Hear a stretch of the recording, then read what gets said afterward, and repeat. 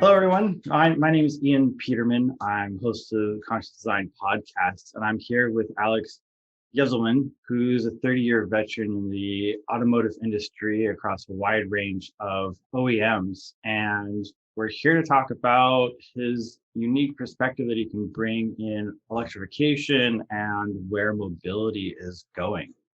Great to have you here, Alex. Thank you. Thank you. And so, thanks for the introduction. And I guess I'm one of the very, very many experienced professionals in the automotive industry that have a probably a very well-defined point of view on what automotive industry is going to look like in 5, 10, 15 years. And, every single one of us sometimes think that we have a crystal ball, but, I think things may turn out or have turned out in the past a little differently than what we thought. However, it's always good exercise to think ahead and think about the future. And some of us were right back in the 80s and in the 90s and early 2000s and so on and so forth. In my line of work, I work mostly for, in fact, exclusively for tier one automotive supplier that for the folks who don't necessarily understand automotive industry's ins and out, that means that we were supplying our product directly to the automotive manufacturers, which is what OEM stands for, like General Motors, Ford, Nissan, Chrysler, so on and so forth. And so that's probably one of the most difficult positions to be in an automotive industry, because obviously we have a tier 2, tier 3, and tier 4 going all the way down to the raw materials, but dealing with increasing demand in a cost and quality, efficiency from modern OEMs is definitely a very challenging task, and to be able to compete effectively and profitably in modern automotive environment is really not an easy task. In fact, it's almost an art, and that is why there's a lot of people have gone out of business for different reasons. But it's definitely a challenging environment. And I've seen automotive industry going from making it all kind of a concept, meaning if you remember General Motors back in the 70s, they had Delphi and Delco divisions, and they were making everything from vehicles to washers and dryers and everything you can think of. So in the 80s and 90s, that concept changed from make it all to buy it all, and eventually some of these big divisions were sold off by not just big three, but a lot of other OEMs around the world. And I've seen automotive industry being in financial distress. A recent example was 2008, 2009 economic crisis that we all remember. And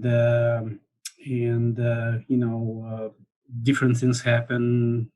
General Motors came out of this a lot stronger.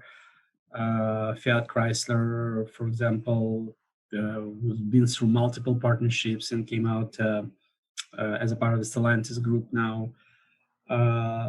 So those changes are kind of continuous and inevitable. But what I want to talk about a little bit today is electrification, and to me, this particular rearrangement of the automotive industry is a little different than everything we've seen before. I think in the past, a lot of changes were driven by economic conditions, simply profitability and market forces.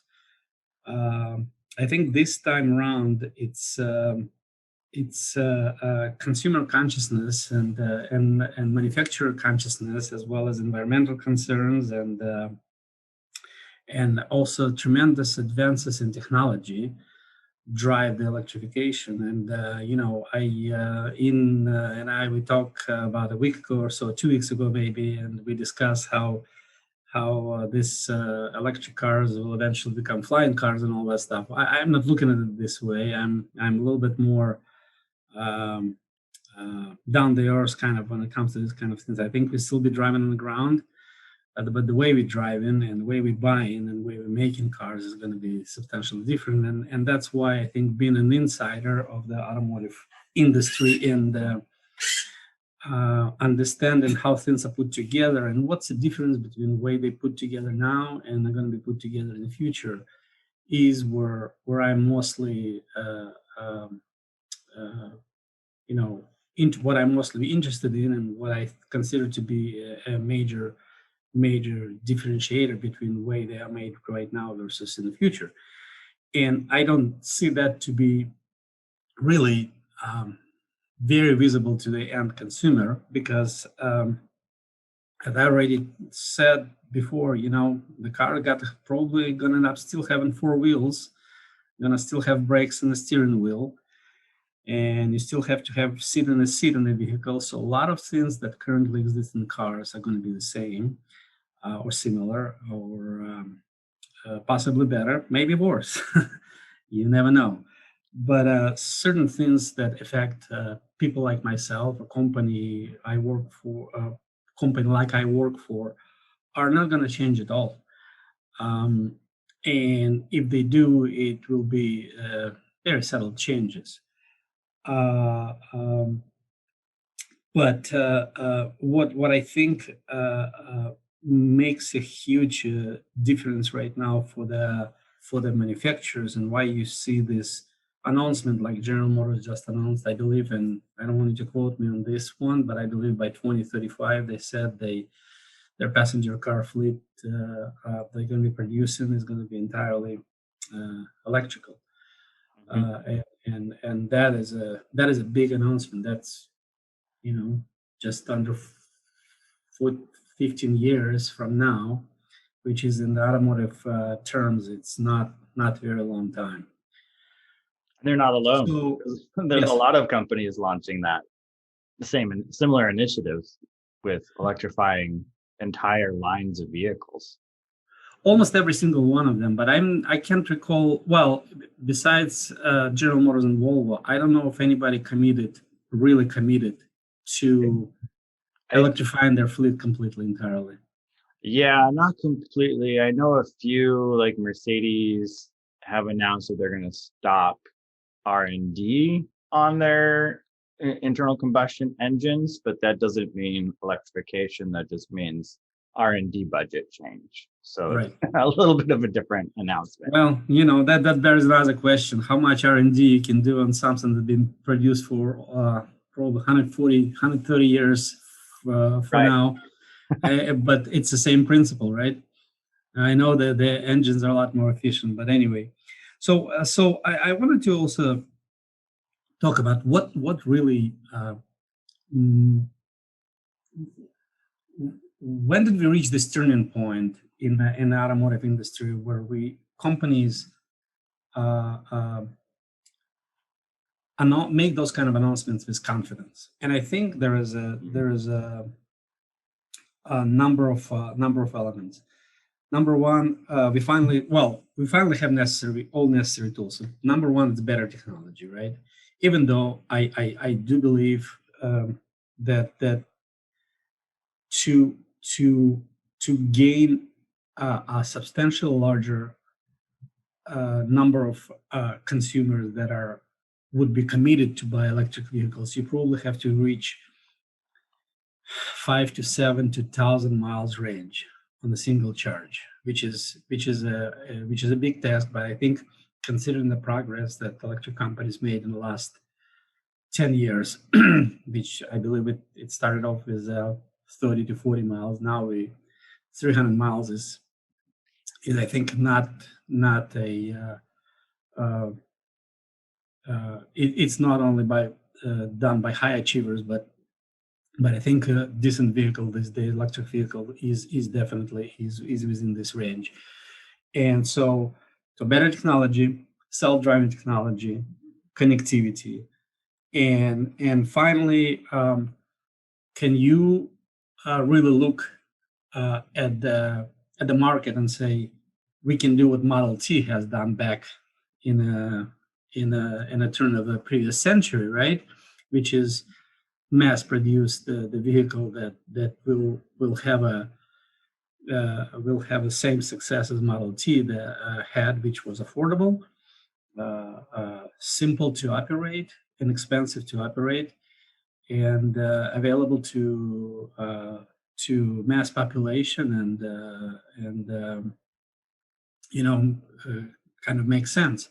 Now, back then, the competition to Model C was a horse and a buggy, right? So right now we're looking at the internal combustion engine that is producing, and I looked up the numbers. I believe right now in the world there is roughly anywhere between 70 to 80 million cars, passenger cars. I'm not talking commercial vehicles, sold every year. Well, the United States by itself is around 17 million during normal years. 2020 was not a normal year, so we really cannot. It's outlier, but so that's what market is. And so in 2020 there was roughly 3.1 million electric cars sold. So that gives you rough percentage. So it's under 5%, roughly, with China and Europe leading. We had roughly 300,000 electric cars, purely electric cars, sold in the United States in 2020, which is actually below 2019, which had like close to 330. But that's expected to go up.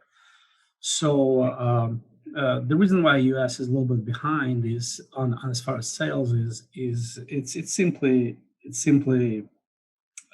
economy stupid, right? So that's what we say. And US gas is still very cheap if you compare it to Europe. So it's I actually looked at electric car when I bought my car about 3 years ago. Back then it was still very exotic creature Yeah. to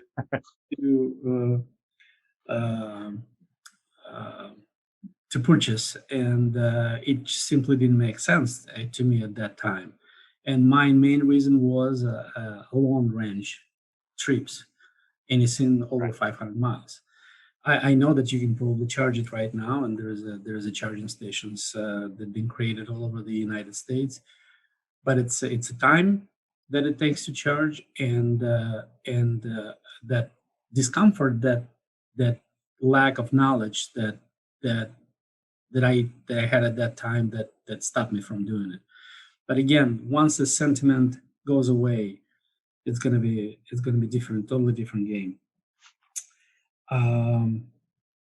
Well, and you talked about, like, when we talked before about like this infrastructure component is a huge part of adoption, right? The whole range fear and things like that is the charging, but it's also am I going to find a charger where I'm going, right? You can find a gas station in every town, including the smallest towns in the US, right? Anywhere will have gas, whereas electric is a little harder to find. There's not that comfort of we've had gas stations for half a century without any lack of them. Right. And so there's that component, and then I think you mentioned too before is like the customer buying experience and all of that is shifting somewhat with this electrification as well, and that's good and bad. I think for some people that aren't used to that method, they're not Right. quite there, and so yeah. So I'm in complete agreement, and I believe there is a so so the electric charging got to become mainstream commodity, right? Meaning that just like you walk out down the street, right, you probably see 2, 3 gas stations right there, right? How many of them have electric charging ports? Some of them do already, and these folks got to get on that train relatively soon because before they know it, they probably be struggling to stay in business because especially I don't think the situation is going to change for long range travel that much, but in town it's going to be hugely important. And now with this electrification, I think if you think about consumer that buy vehicle often for in city commute as well as long range commute, you think about some of these delivery services like FedEx, Amazon, the folks who do short range driving, regardless, they may be putting 1,000 miles in the vehicles a day, driving within 20 square miles. But the thing is, they never too far from their hub they deliver it from. So if you think about that, they can always stop by and recharge the vehicle within, let's say, half an hour, and they're back on the road. It's small price to pay. So I think that market by itself, you're talking about all the delivery vehicles, mail trucks. Waiting for them to electrify mail This trucks. is huge. That seems pretty straightforward because it is, like you're saying, it's short range and a 30-minute, like that can be their lunch break. They can Exactly. get and charge halfway through the day. And exactly. And so I think this fleet is going to explode in numbers way before passenger car market is going to take off and become really mainstream. And we already see that Rivian and I think a couple of other manufacturers have a large contracts with Amazon and other services. So it's going mainstream. That's for sure. That's for sure. And yes, the other aspect of this electrification, in my mind, is besides the consumer sentiment, technological capability of the not necessarily supplier capability, but development that happened in other different areas of technology sector that allows that to happen. Those are two main things. The third one is to me that relates to not necessarily to rocketing this electric car concept up in the stratosphere, but mostly to the area of to me unknowns and changes that consumer is probably gonna enjoy and in some areas may regret would be sales and services. That's for sure. Just like you mentioned, something we discussed last time. When it comes to sales, I don't know about you, Ian, but I have a personally absolutely dissatisfied with a dealership sales and purchasing scheme that they deploy right now, which is to me is in a way it's a joke because really for the commodity of second most expensive commodity in a household after the house, you go out there and bargain and I can tell you based on my personal experience. For the same vehicle, if you're not savvy enough, if you don't really understand the incentives that are offered there, and if you have a really dishonest dealer that you're dealing with, the price range on the same vehicle could be within 10 to 15 to up to 20% going from dealer to dealer. I have firsthand experience in that. And that's why I hardly ever show up at the dealership except for the time that I need to drive the car. And then all negotiations take place via email or phone.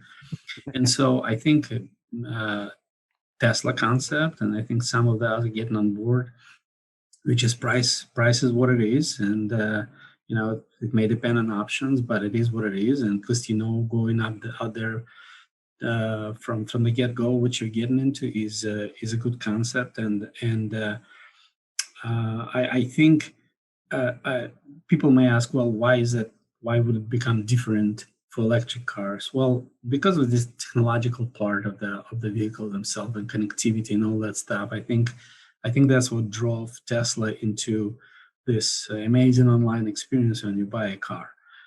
The other thing is that the dealership concept is probably going to become less important simply because electric cars are substantially simpler from a componentry standpoint. The number of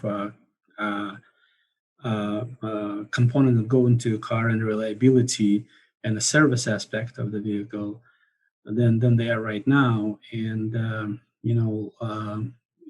not exactly familiar with how Tesla performs its services right now, but I believe there are service centers you can take it to, and I do know that you will always need to have new tires and possibly a brake will wear out, and if you need a body shop, it's a different story. But from a complexity standpoint, those are definitely easier vehicles to work on, as well as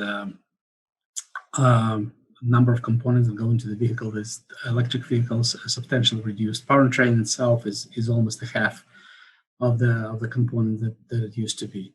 And I'm not talking even about complexity of components themselves, like electric motor versus internal combustion engine. It's a substantially different animals and what it takes to produce it.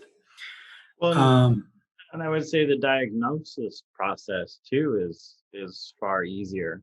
You have an electric motor, whereas I've pulled apart an internal combustion engine. There's a lot of different things that can fail that you can't see from the outside necessarily. So there's that diagnostic process. Even I feel like Tesla probably knows more about what's going on with the car, or what is the problem before it's even brought in sometimes.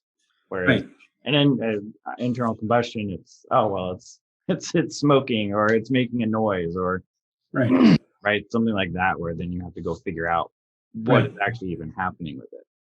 I certainly hope that it's going to be more of a plug and play kind of a situation where it's relatively easy to replace a component.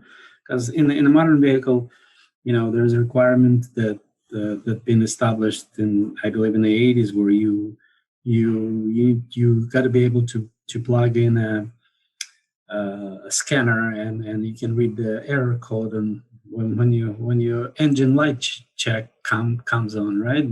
But the problem is, you can read the code, but what do you do with that, right? So often you don't have a clear path to fixing a problem. It could mean so many different things. So I certainly hope that electric car companies take a look at the inconvenience of modern vehicle repairs, and I do realize that it requires a certain level of expertise and knowledge, but I hope we came to the point in a vehicle complexity, especially related to electric cars, that it's pretty straightforward answer. Even if your electric motor needs to be replaced, and it may take expert work, but at least you can immediately see the impact and at least estimate the cost associated with that, right? Yes, that would be helpful.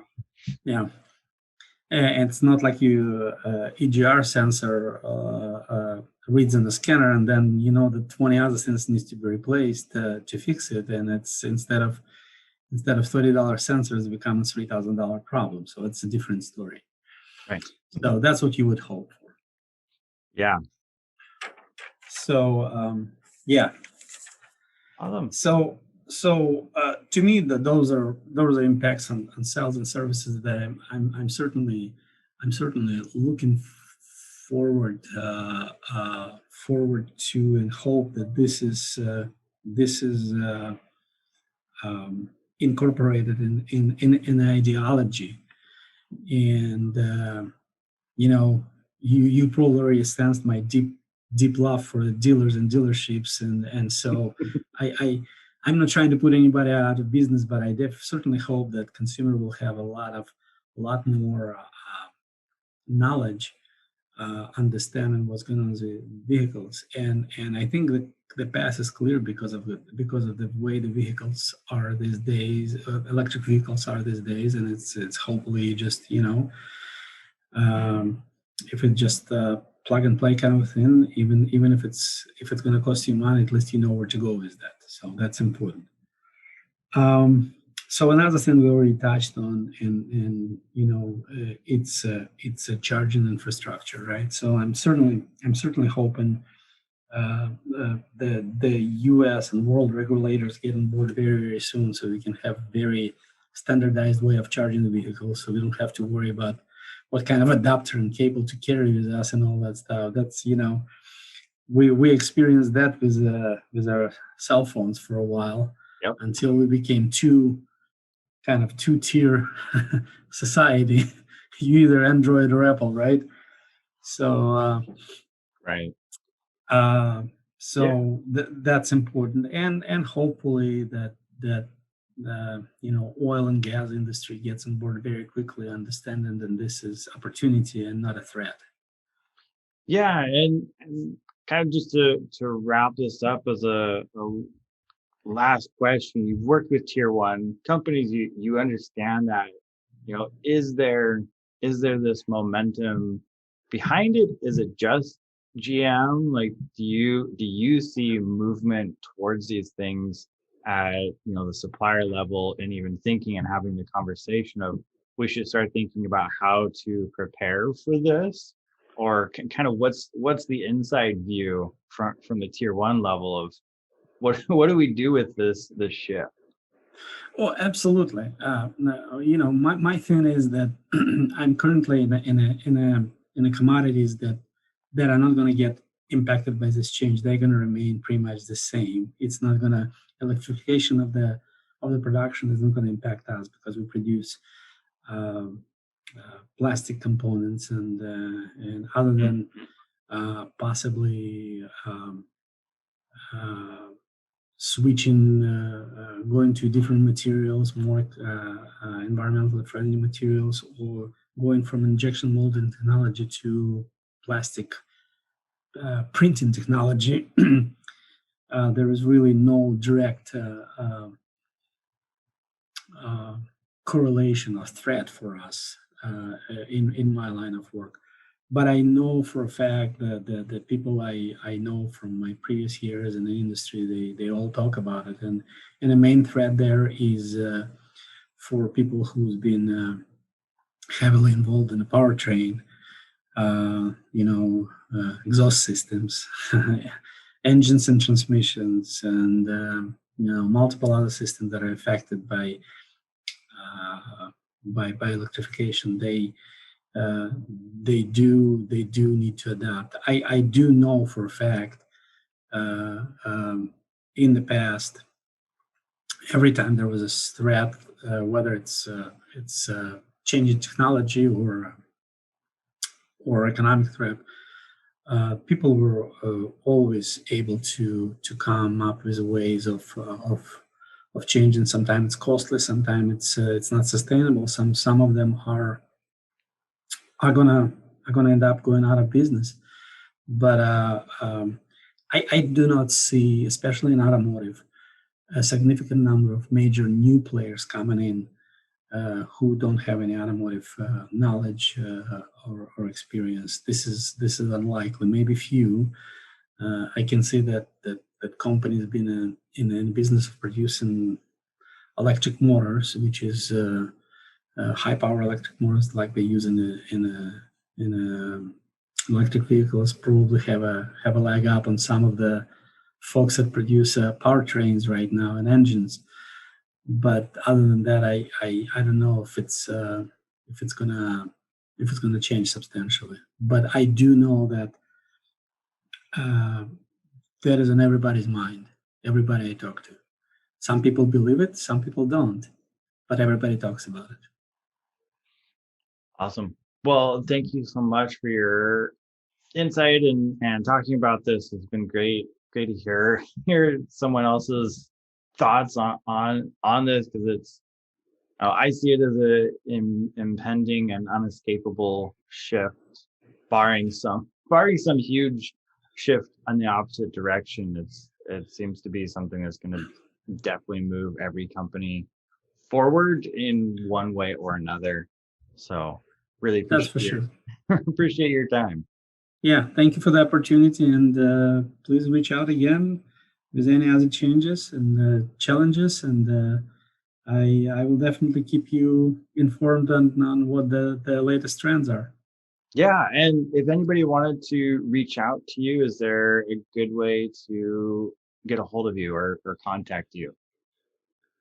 Yes, I believe you have my email address, right? So it's alexander.yevzelman@gmail.com. That's Perfect. probably the best way.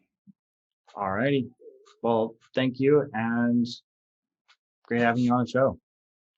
Thank you very much, and have a good one.